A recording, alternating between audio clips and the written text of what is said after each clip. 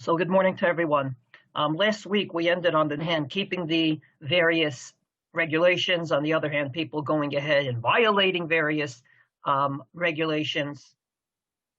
People violating various regulations, and therefore I thought it would be important this morning to go ahead and deal with this thing. Who's the host this morning? In theory, I am. Arthur had to click off. Okay, so I need you to let me record, please. Well, how do I do that? I'm going to push my record button down below. If you want to stop cloud recording, the cloud is recording, and I don't know how to. It's already been recorded. You can send it to me later then, if you Okay. can. I'm trying to record myself, and it says, please ask the host to give you permission to record. So I give you permission, but that's nice. That's nice. It's like my daughter. I want to tickle her. She says, you have to ask permission. So my son says the word permission and tickles her. Permission is actually a thing, apparently, on Zoom. You have to press a button somewhere. But anyway, okay, recording it. You'll send it to me later. You'll send me the, the link, okay? Yeah, but I'm looking now. Forget it. It's okay. Okay. Do you hear me? It's fine. Yes. Let's continue. Okay. So good morning to everyone. Good morning. The truth is that last week we ended on a note about people violating the various health regulations versus people not violating it.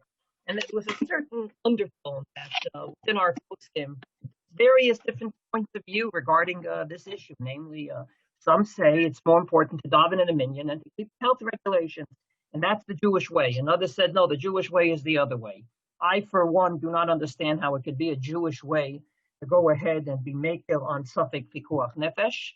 That's against the halacha, at least in my version of the Torah.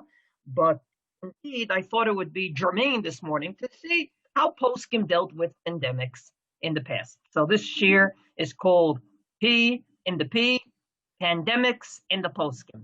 And let's go through it and see what the Poskim dealt with throughout the generations when it came to pandemics. So just can I ask a quick question before you start? Sure. Sure. One could ask, cigarettes kill certain numbers of people. Yeah. And maybe they should ban them, but maybe they've tried, didn't work. But who tried and didn't work? Riskin, right here in the front. Why does that make a big difference to first of all, your assumption that rabbis decide for the Jewish people what they should do is a very firm assumption. As far as I know, rabbis said not to intermarry, and that didn't help much. Rabbi said many things, and it didn't help much. So I'm not so sure the fact that a rabbi says something, oh my gosh, it didn't work, is a surprise. Number two, when it comes to health, I don't know why you listen to rabbis. Listen to the Surgeon General. Listen to the doctors. I don't know any doctor of stature that has said that smoking is good for your health. There was 500 years ago, 200 years ago, a certain idea that smoking is good for the digestive system. That's long gone at this point. I'll just quote Rav Asher Weiss to you if I can, one of the Gdolim of our generation. He said that if someone smokes on Shabbos, he's not violating an Isser Skila because en Isser Halal Isser. En Isser Halal Isser means that if there's already a prohibition, another prohibition can go ahead and be added to it. There's a prohibition to smoke all the time. So en Isser Halal Isser would mean that even on, say, Yontif, when you're allowed to transfer fire, you wouldn't be allowed to smoke. In any case, let's not deal with smoking this morning. Everyone agrees today it's hazardous to your health. I think it's a bit of a mute issue already today, a mood issue to be precise. Let's deal with pandemics in the Poskim, okay? Number one, let's make point number one.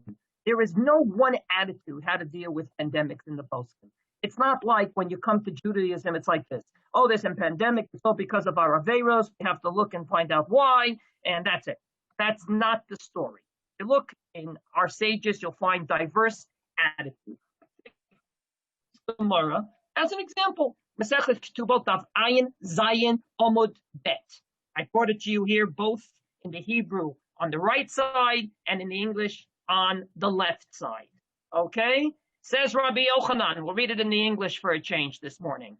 Be careful of the flies found on those afflicted with Ra'atan, as they are carriers of a disease. So at his time, there was a disease, and if you got, bit by a mosquito, you'll probably get the disease.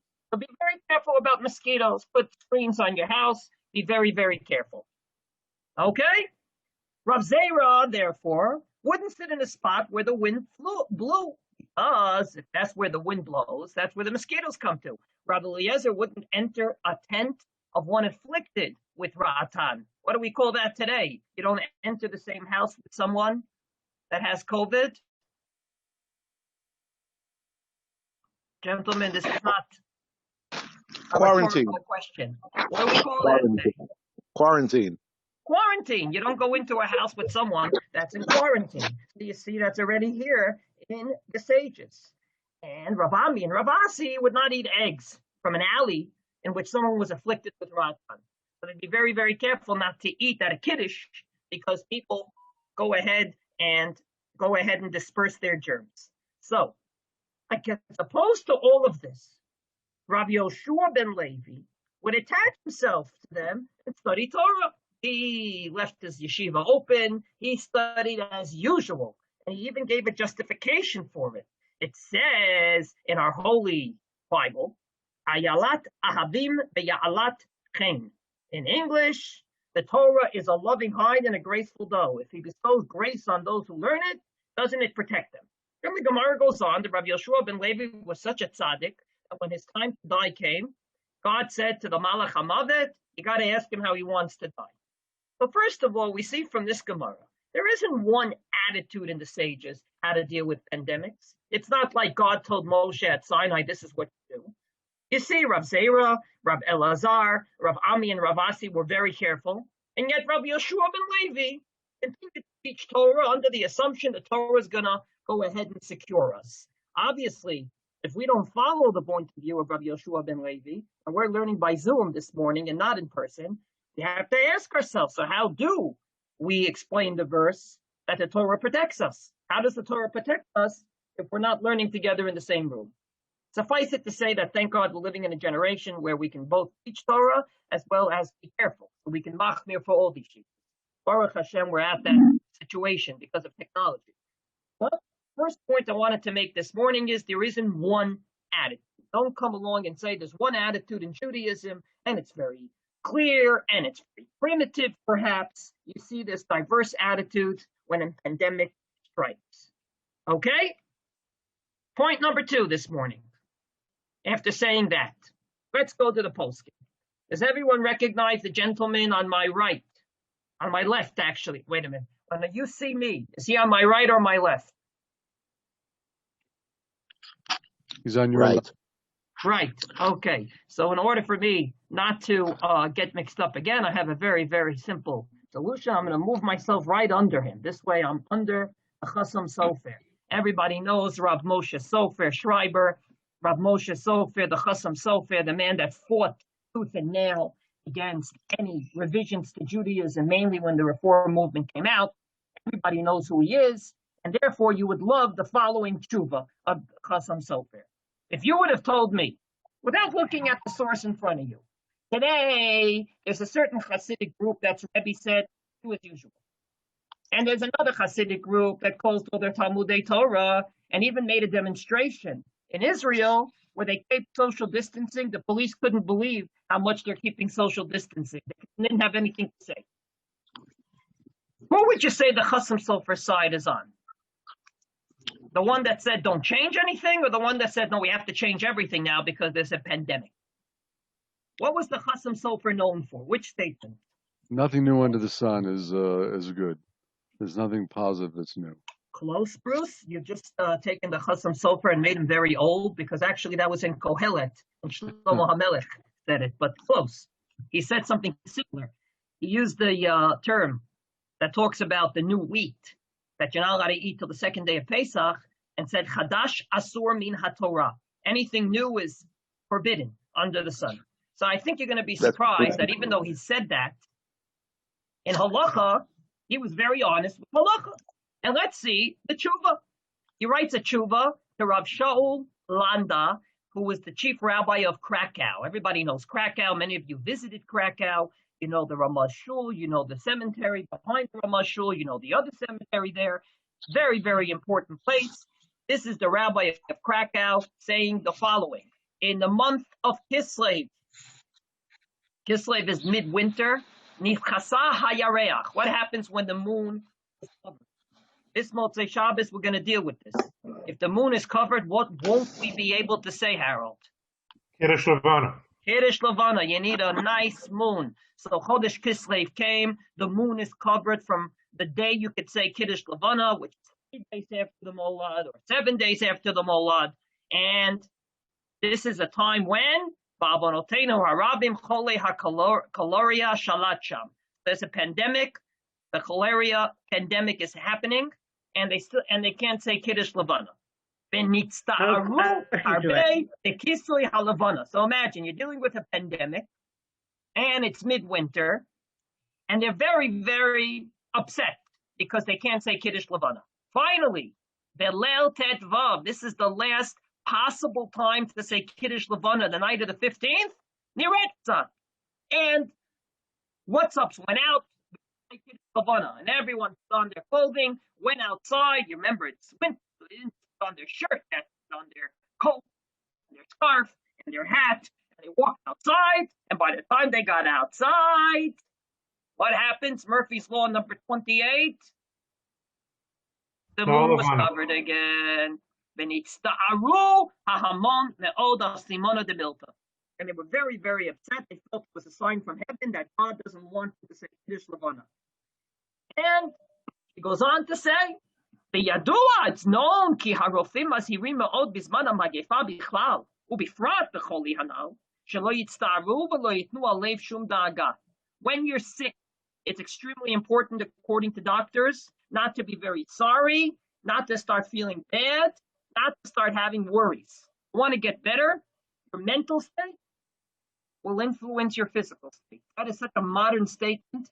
Today, all doctors that I know of agree with this. I don't know if all doctors agree, but the doctors I've spoken to agree. Outgain, therefore, the rabbi was very, very metucham, and what did he do? Finally, on the 9th of the 17th, everybody seemed to agree you can't say Kiddush Levana on the night of the 17th. It was a beautiful moon. Now the moon is beginning to get smaller. We usually don't say Kiddush Levana then. He found in the Shayarei Knesset Hagdola to the Shulchan Aruch, is a Shita, the name of Rabbeinu Peretz, and the Meiri, that even Tet Zayin is okay. And he told everyone to say Kiddush Levana. And again, what motivated him to rely on a minority point of view? What was his main motivation? When you learn the Bible, when you learn a tshuva, if there's a term that comes up again and again, there must be a motivator. What's the motivator? Anyone? I'll give you a hint. In front of you right now, it's in bold. Nitztaru harbe, nitztaru hamon. What's the term that comes up again and again and again? Air. People shouldn't feel bad. And the Chassam Sofer, instead of saying to the chief rabbi of Krakow, "You're terrible, you're awful, this is awful what you did, it's not nice," he says to him, "Good job, you did the right thing." To be so on this minority view, this new thing to say Kiddush Levana on the night of the 17th, in the 16th to be precise, is a good thing under the circumstances. Why? Shahayu ha'am smechim likrat boah, ki choshvim ze lesiman tov, ulai yesh be'emet refuah lamachala, be'kabbalat panei ad havi kabbalat pnei shechina. Comes the Chassam Sofer and says, it's going to be good for the people to feel good, to feel happy that they're going and they're saying hello to God. Because indeed the Gemara says, as we say in the Kiddush Levana, the Kiddush Levana is like seeing God, therefore you have to nicely accept. So you see here a fascinating tshuva that we're going to rely on a minority view in order for people not to feel bad during a pandemic. They have to feel good. They shouldn't feel worried. They shouldn't get upset. They shouldn't feel uptight. They shouldn't be tense. You want them to feel good? Take out the minority view from the shelf and use it. I want to be very clear. If there wasn't a minority view, Neither the chief rabbi of Krakow nor the Chasam Sofer would have allowed it just because we want to make people feel good. We want to make people feel good, and then they open up the books, and when they crack the books, they see if there is a way to allow it. And if there wasn't, then you have to bang your head against the wall and say, sorry, nothing we can do about this. This was in Krakow. Because there is a minority view, this holy idea, don't make people feel bad, is important during a pandemic. You would have asked me, I'd say, so don't say Kiddush Levana, no, not the end of the world. Don't say it. You can't. What are you gonna? You can't daven in a minyan. You can't daven in a minyan. Why do we break our heads to find a way to daven in a minyan outside social distancing? Many times, not because the halacha said so, but because we want people not to feel bad. Does Kiddush Levana have to be in a minyan? No. Kiddush Levana has to be with one other person. Meaning you could be out there with your wife. Yeah. So why wasn't that an option? It is an option. We didn't say how they said Kiddush Levana. They couldn't say it till the 16th, when you usually don't say it anymore. The 15th is the cutoff point. I don't know how they said it, but they said it somehow. So you see here, number one, two rabbis, one of them dead against anything new in halacha, allows something brand new in halacha. Just like many rabbis allowed brand new things like davening from your porches to minyan with other people. Because you don't want people to feel bad during a pandemic. It's bad for your health. It's bad for your mental health, which will influence your physical health. Point number one today. After we said this various points of view, point number one, I don't want people to feel bad during a pandemic. Some Sofer signs on it. Torah, except during a pandemic. Yeah. Yehoshua? Yes? Why do you have to have another person? Why do you have to have another person? Good question. The Ramah Poskins this way. I don't know the real reason. I'd say the reason is you can say Shalom Aleichem to someone, but that's, as we say in Yiddish, a teretz from Baba. That's a sipurei savta, with due respect. But so don't say Shalom Aleichem. The main thing's the bracha. I really don't know the reason. I really don't know the reason. I'd love to know the reason. I don't know it well. But that's what the Ramah Poskins, and that's what I've poskined for many people during this pandemic when they can't indeed say Kiddush Levana with a minyan. They should at least say it with one other person, if possible. Can I ask not, say the bracha on your own. Can I ask you a question? Sure. Where did Kiddush Levana come? Okay, this is... There's no place, any place that says Kiddush Levana. That's not true. That's not true. Irving, that's not true. That's not true. First of all, I'd be very careful not to say things like it doesn't say anywhere. I don't know everywhere. I'm sure you don't know everywhere. Number two, it says so in the Gemara and Sanhedrin. It's learned out from Poskim that we have to once a month come before God and say hello via the moon. It's a halacha. It's not a minhag. Where is it written? I want to see it where it's written. You tell me about it. I want to see it. No problem. Irving, after the shir, Bezrat Hashem, I'll send to Bruce, who will send to you, the link to the shir we gave at the Kollel regarding Kiddush Levana, okay? Next. I still don't believe it, so it's okay. It's okay. You still don't believe it, okay? Okay, don't believe it. It's your absolute operative not to believe it. Okay, prerogative to be precise. Next. Like the gentleman on my, I think it's on my left. Yes. The Ben Ish Chai. We're going now from deep Ashkenazic Poskim to deep Sephardic Poskim. The Ben Ish Chai, this is one of the primary Poskim of the Sephardic world. The Ben Ish Chai's books have been learned, have been followed by many, many Sephardim. The Rabbi Ovadia Yosef's yahrzeit is today. Actually disagreed with him many, many times because he went against the Shulchan Aruch, but obviously he couldn't disregard him.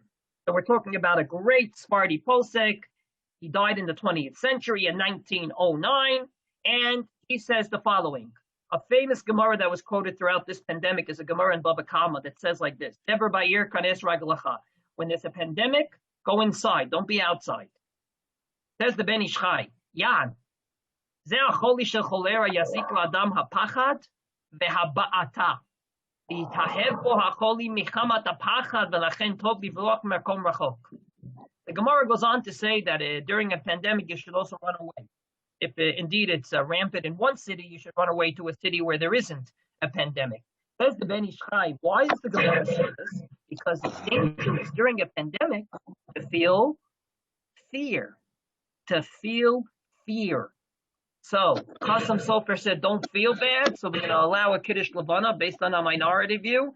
Comes along the Ben Ish Chai and says, fear is bad. Don't fear every day. Fear God, that's good. But don't fear the pandemic. It's bad for your health.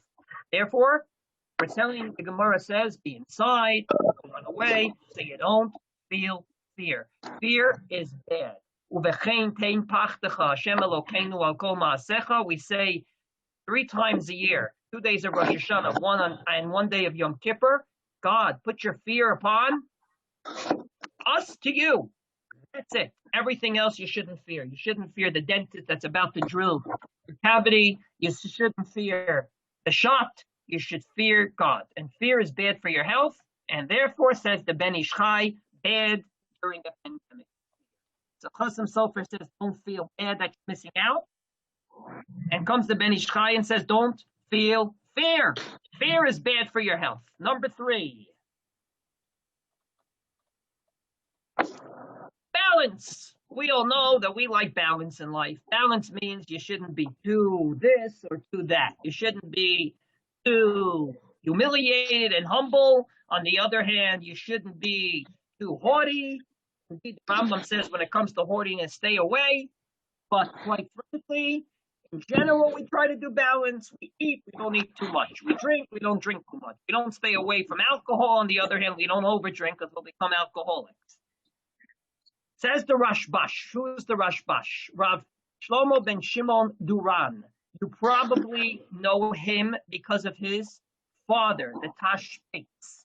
He's the son of the Tashbates. We're talking about Algiers. We're talking about the end of the Rishonim period. And this is what Rashbash, the son of the Tashbates, says. He died in 1467, and this is what he says. Never ba'ir, ayalech adam be'emtza drachim.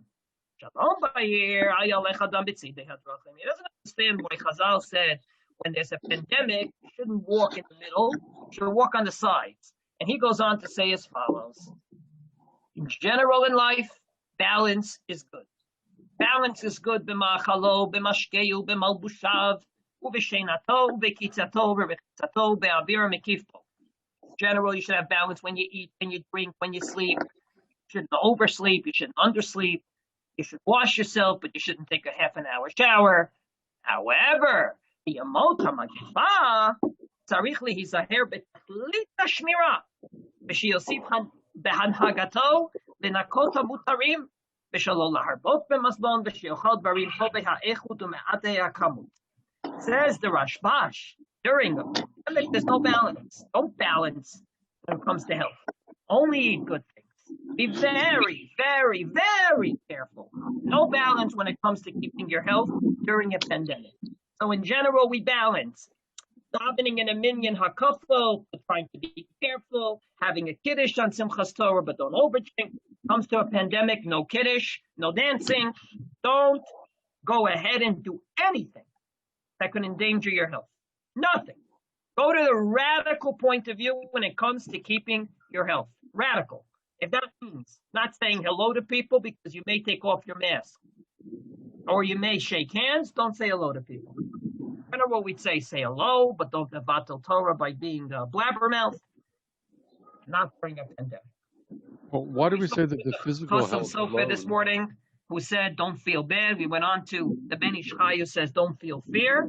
And now we're on to the Rashbash, son of the Tashbates, that says during a pandemic, be very, very careful to the extreme. Rabbi, yeah, just to play devil's advocate, there's physical health, and let's say there's a very low likelihood of getting a germ in any situation.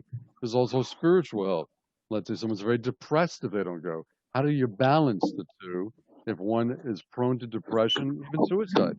It could be a very serious issue. And I think you're right. I think you're right. However, Bruce, at the end of the day, I know the answer. When I say, when you finally finish the whole debate, which is a healthy debate, you know, your physical health versus your spiritual and mental health, at the end of the day is, well, if you don't have a physical body, then you can forget about any spirituality. So first make sure your physical body is healthy, and then you can take care of everything else. That's the simple end of the question. But up until we get there, I believe that during this pandemic, we're trying very hard to do both. We're very machmir on physical health, and at the same time, We're trying to keep up this kollel via Zoom, and we're trying to keep minyanim via outside, and doing as much as we can to keep our spiritual health. But I don't believe there's anyone in halacha that would say, well, when you have the spiritual health of davening in a minyan, it's good for you, it's good for your kids. And physically it's dangerous, then it's more important spirituality, and afterwards let's go to the hospital. No one, I believe, is going to say. No one's going to say, well, sit in the back, drink your heart out on Purim, and you'll go to the hospital to get your stomach pumped. No one will say that. Some would say sit in the back, wear a mask, isolate yourself, rather than not going at all. Because I have some friends, they don't go at all. Okay. Period. They just don't leave the house. So here, the Rashbash is on their side.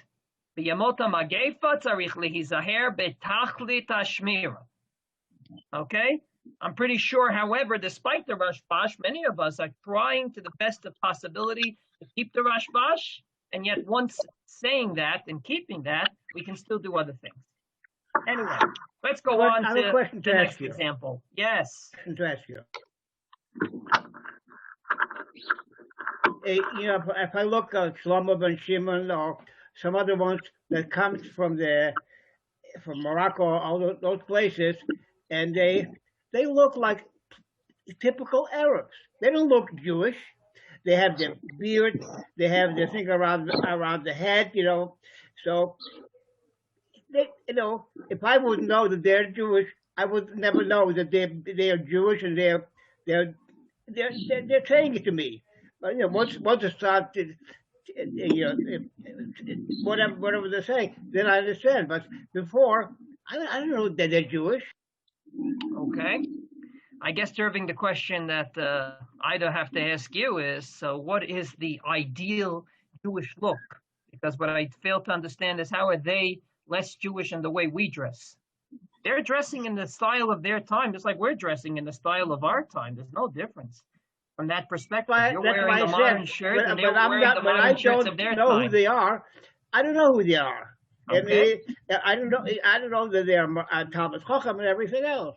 But once he starts telling me what he's telling, then I understand it. Okay. In general, you should know, though, you're judging it in the eyes of 2020. At their time, that was the local dress. It wasn't that they were trying to look like Arabs. They were looking at the modern dress of their time while keeping Judaism. They were wearing a head covering, albeit a different than a kippah of today. Let's go on to the next issue, and that is the gentleman on my under me. And I say under me because, just like the Chassam Sofer, this man was bigger than life.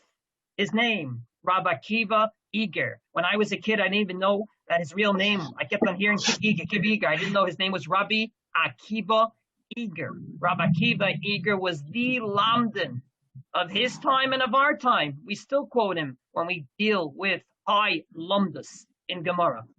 He was also a great posek. So that's something you don't have today. Someone that's a great lamdan is usually not a posek. You can't go ahead and decide things, namely give a final conclusion. And someone that's a posek usually is not a lamdan. At that time, there were still rabbis that can do both. Rabbi Akiva Eger was quoted and requoted at the time of this pandemic, because during the cholera pandemic in the 19th century, he was very, very active in giving directives to his community. Just like we have directives today from the health ministry, at his time he gave directives. And I want to read one of his many, many directives.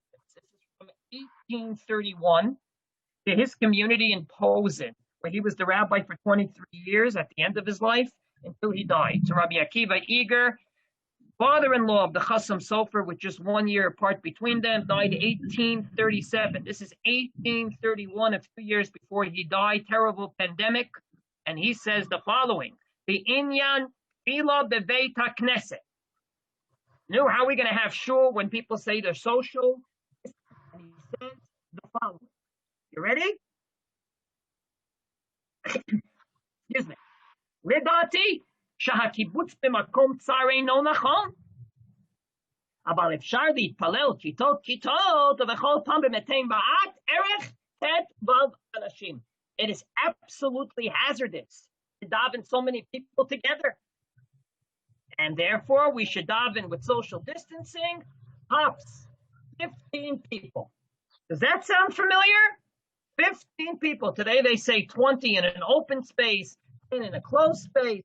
15. Not bad. Not bad. 1831. And then he says, well, you have a lot of people that want to daven in shul. Start with an early minyan and then have another minyan go in. And the same thing with mincha. Have a few minyanim during the day. You can't have one minyan like you do with the Rebbe davening and 25,000 Hasidim looking. Impossible. You have to have numerous minyanim. Belachush, and be very careful. Be very careful that too many people don't come into shul.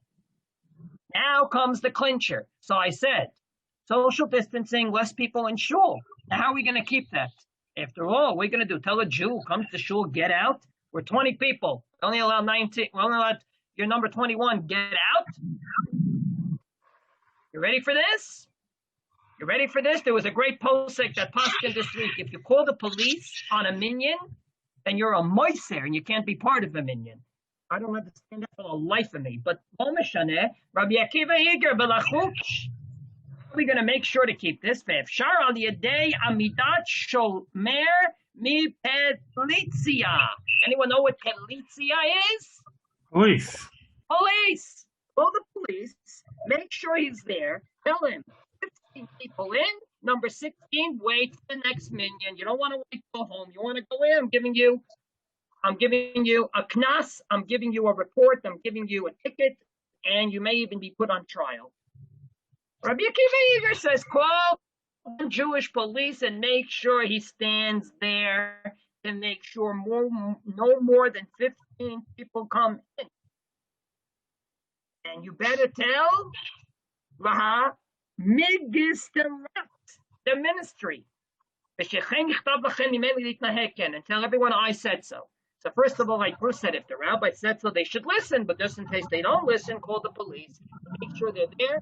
Keep all these regulations. And if they don't, call the authorities. This is Rabbi Akiba Eger, known not to be a modern Orthodox Jew, 1831, community in Posen. Social distancing. Less people in shul. And if you can't keep these regulations, call the police. Rabbi Akiba Eger, for me, and for almost every Jew alive, is bigger than life. I don't know what I have to add to these words. So let's go on to the next and final example today. And that is, do we have to listen to doctors? I mean, do respect, doctors are human beings. Do we have to listen to doctors? Does everybody recognize the gentleman on my left? Rav Yosef Karo, 1488 to 1575, author of the Shulchan Aruch, author of the Beit Yosef, author of the Kesef Mishnah, the Rambam, author of so much what we call the Code of Jewish Law. Now, I want to quote from the Shulchan Aruch. Shulchan Aruch, Yoredeya. A doctor is allowed to heal people, even by doing things that maybe according to Jewish law wouldn't be allowed for, say, you, me, and Alex. I can't go ahead and put a needle into a Jew. That's chovel. But a doctor can do it if he felt the shot will make him feel better. I can go ahead and take blood out of someone. The doctor can do it if he felt that it's for their health. So, says the Shulchan Aruch, Nitna Torah reshut la'rofer lerapot, u'mitzvahi, u'bichlal pikuach nefesh. ואם מונע עצמו, הרי זה שופך דמים. A doctor, and if he doesn't heal, he's a shofech damim. Anyone want to translate that? Murderer. Who's a murderer? He's a spiller of blood. Who's a spiller of blood? The one who spills the blood. Whoever. No, imonea atzmo. I'm not sure if he means the doctor or the patient. Suffice it to say, if you can get healed and you refuse to, or you can heal and you say, don't bother me, you are liable for bloodshed. Bloodshed. You know what bloodshed is? Bloodshed is one of the 3 cardinal sins you have to die for. Bloodshed is murder. Bloodshed is high up there. Comes along a generation later, the Taz. Everyone heard of the Taz? His picture is on my right. Rab David Halevi Segal. Rab Segal died in 1667. He unfortunately lived and almost didn't live through what we call the Khmelnytsky massacres of 1648, 1649. Had to move around a lot. He unfortunately, I'll give you one passage. He says, you're not allowed to live above a shul. And he says, because I lived above a shul, God took my son at a young age. He punished me for it. That's something we usually don't hear today, that God punished me for doing an Aveira. But that's exactly what the Taz said. Now listen to the words of the Taz. He explains the Shulchan Aruch as follows. God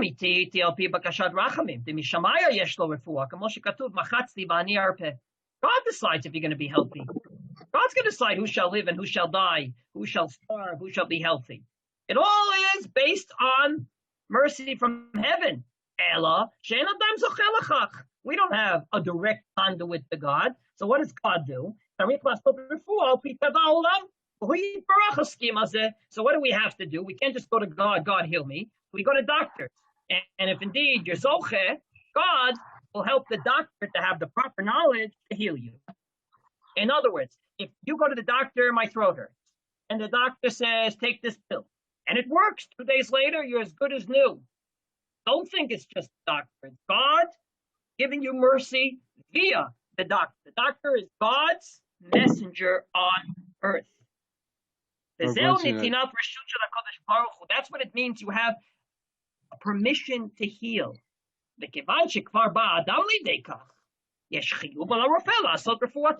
And if indeed someone knows how, God put into his mind how to heal people, and you just sit back and say, oh, not for me. I'm just going to, go about life. That's the shofech damim. The doctors say, I don't know, you have a heart condition, take aspirin every day, and you say, why do I have to take aspirin? My ancestors ate schmaltz and chopped liver. I don't need to change. The doctors are giving you a way to stay healthy. Not for me. Hareza shofech damim. So we listen to medical professionals. Yes, Bruce. Rav Zev is asking me just what time he should come on. So just give me a time for him. I am finished for this morning. I got to my 7th and final slide. I hope that this new format is one that you enjoy, with pictures and with sources and with me in the middle. I think the me in the middle is the worst part. Just to go ahead and review, if I may. We said this morning that we wanted to deal with pandemics in the Poskim. We started with the Gemara in Ketubot that says that there's various ways to deal with pandemics. There isn't one way. We went on to the Chasam Sofer who says if you feel bad, it's bad. So take a minority view not to feel bad. We went to the Ben Ish Chai who went along and said, well, I don't want you to feel fear either. Number 3, we went on to the Rashbash who says during a pandemic, be too careful. Be too careful. It's fine. Don't go to minyan even if they allow it. And number 4, we saw Rabbi Akiba Yeager who said, minyanim at social distancing, less people in shul, and if they don't listen, call the police. No more, no less. And finally, listen to doctors, and if not, you're a shofech damim. And if a doctor refuses to heal, he's a shofech damim. Gentlemen, I hope this gave you a bit of how our posting dealt with pandemics and the Ezrat Hashem. Irving, let's wait. Stay healthy and well, and not only listen to doctors, but listen to our poskim throughout the generations and the Masoret, the tradition we have in our hands.